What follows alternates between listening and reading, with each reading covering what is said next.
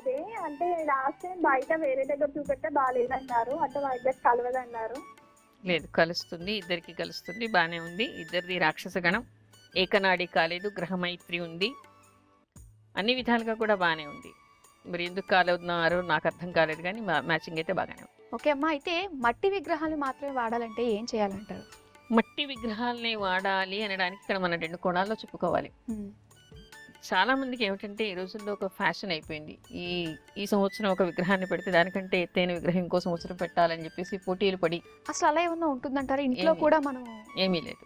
మరి ఇంట్లో కూడా అలాగే చేస్తే ఇంట్లో పెద్ద విగ్రహాలను ఎలా పెడతారు? చాలా మంది 40 ఏళ్ళు 50 ఏళ్ళు పెట్టారనుకోండి, 60-70 ఏళ్ళు బతికారనుకోండి, వాళ్ళు అంత పెద్ద విగ్రహాన్ని ఇంట్లో పెట్టచ్చా? అవును. అలా ఏం లేదు. ఇది మనం అనుకుంటున్నటువంటి విషయాలు తప్ప అలా ఏమీ లేదు. చిన్న విగ్రహాన్ని అయినా పెట్టచ్చు, పెద్దది పెట్టినా కూడా సామూహికంగా బయట పెద్దది పెట్టాలి అని అనుకున్నప్పుడు కూడా మట్టి విగ్రహాన్ని మాత్రమే పెట్టాలి. కానీ చెప్పడం అందరూ చెప్తూ ఉన్నారు, కానీ పాటించే వాళ్ళు చాలా తక్కువగా కనిపిస్తూ ఉన్నారు. కాకపోతే రోజు రోజుకి మట్టి విగ్రహాల వాడకం పెరుగుతోంది. అయినప్పటికీ ఈ రంగు విగ్రహాల వాడకం తగ్గలేదు. ఎవరికి వారు అవగాహన తెచ్చుకోవాలి. దీనివల్ల నష్టాలు ఏంటి, నిజంగా ఇది శాస్త్రీయమేనా ఈ విధంగా పెట్టడము.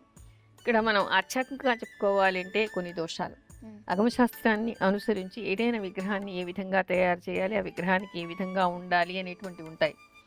విగ్రహాలకి మధ్యలో బొడగల్లాగా ఉండడము, ఇనుప సీకులు ఉండడము, గడ్డి పెట్టడము, ఇలాంటివన్నీ ఉండకూడదు. రంధ్రాలు ఉన్నటువంటి విగ్రహాలకి పూజ చేయకూడదు.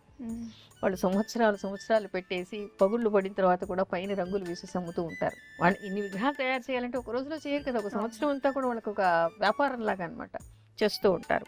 అలాంటి విగ్రహానికి పూజ చేయటం దోషం. ఆధ్యాత్మికంగా చెప్పుకోవాలి అంటే మట్టి విగ్రహాన్ని ఎలా చేస్తారు? చెరువులోనికి కానీ నదిలోని కానీ 8 అంగుళాల లోపలి మట్టి తెచ్చి అందులో రాళ్ళు లేకుండా తీసి దాన్ని బాగా మర్దన చేసి బంక మట్టితో విగ్రహాలు తయారు చేస్తారు. దానికి ఇలా మధ్యలో గాలి బుడగలు కానీ రంధ్రాలు కానీ అలాంటివి పుల్లలు కానీ నిపుసీకులు కానీ ఉండవు కదా. అందుకని అలాంటి విగ్రహానికి పూజ చేస్తే దోషం ఏమీ లేదు. కానీ ఇలాంటి విగ్రహాలకి పూజ చేయకూడదు అనేటువంటిది, చేస్తే దోషము అనేటువంటి విషయం ప్రతివారు తెలుసుకోవాలి. ఎంత అందంగా ఉన్న ఎంత పెద్ద విగ్రహాన్ని తెచ్చాము అని చూడడానికంటే కూడా దీనిలో మనకి శాస్త్రాన్ని అనుసరించి ఎన్ని దోషాలు ఉన్నాయి అనేటువంటి విషయాన్ని కూడా వాళ్ళు తెలుసుకోవాలి. అంతేకాదు, ఆధ్యాత్మికంగా మీకు తెలియదు అనుకోండి, అందరూ చదువుకున్న వాళ్ళే కదా. చదువుకున్న వాళ్ళు కొంత సామాజిక బాధ్యత కూడా కలిగి ఉండాలి. కెమికల్స్ వేసినటువంటి విగ్రహాలని నీళ్లల్లో నిమజ్జనం చేయటం వలన ఆ నీళ్ళన్నీ కూడా కలుషితమైపోతాయి కదా. మరి మనం వాడుకునేటువంటి నీళ్లు జలచరాలకి కానీ పశువులకు కానీ, మీరు తాగడానికి వాడకపోయినా పర్వాలేదు, పశువులు తాగినా పక్షులు తాగినా అందులో ఉన్న జలచరాలకి కూడా హాని కలుగుతుంది కదా.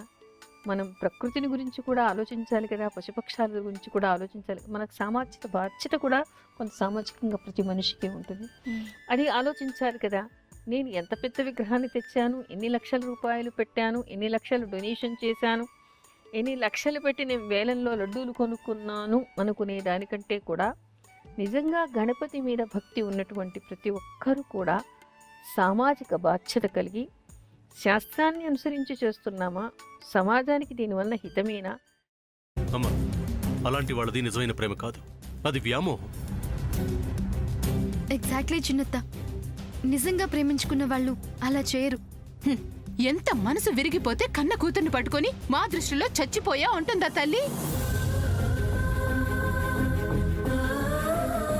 అది సరే అమ్మా, తన కూతురుతో తన మాట అనేటప్పుడు ఆమె మాటల్లో వ్యథ, కళ్ళల్లో బాధ గమనించావమ్మా? పెద్దబాబుకు బర్త్డే విషెస్ చెప్పు కూడా వెళ్ళాం కదా.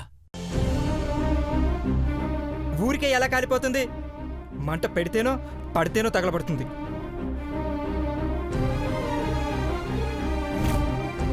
కరెక్ట్ చిన్నబాబు, నీకొచ్చినట్టే నాకు డౌట్ వచ్చింది. పార్వతే షర్టును తగలబెట్టిందనుకుంటా.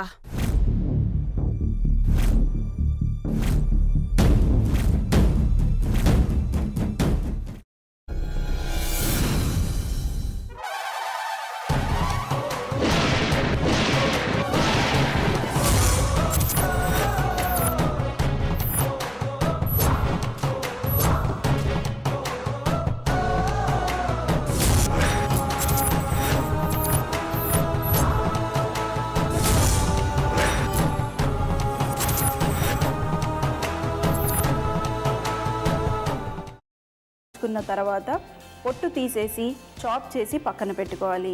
ఒక ప్యాన్లో కొద్దిగా నూనె వేడి చేసి అందులో ఆవాలు, మినప్పప్పు, శనగపప్పు, కరివేపాకు, సన్నగా తరిగి పెట్టుకున్న ఉల్లిపాయలు వేసుకుని 1 నిమిషం పాటు వేయించుకోవాలి. ఆ తర్వాత కాల్చి కట్ చేసి పెట్టుకున్న వంకాయని కూడా అందులో వేసుకుని బాగా మిక్స్ చేసి బౌల్లోకి ట్రాన్స్ఫర్ చేసుకుని అందులో తగినంత చిక్కటి పెరుగు లేదా పల్చటి పెరుగు వేసుకుని మిక్స్ చేసి అన్నంతో కానివ్వండి, చపాతీతో కానివ్వండి సర్వ్ చేసినా చాలా బాగుంటుంది.